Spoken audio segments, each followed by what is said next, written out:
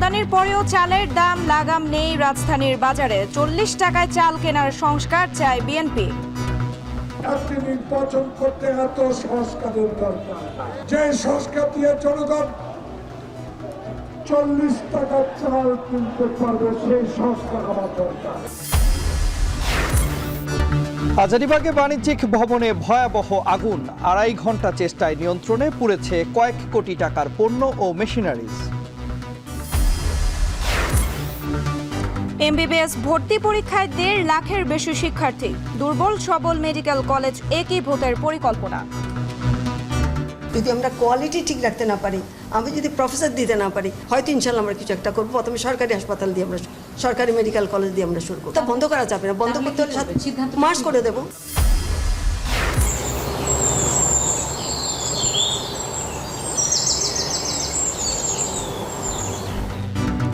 এবং জলবায়ু পরিবর্তনে অনেকটাই ম্লান মাঘের চিরচেনা রূপ। ঋতু বৈচিত্র্য রক্ষায় সম্মিলিত প্রচেষ্টার দাবি।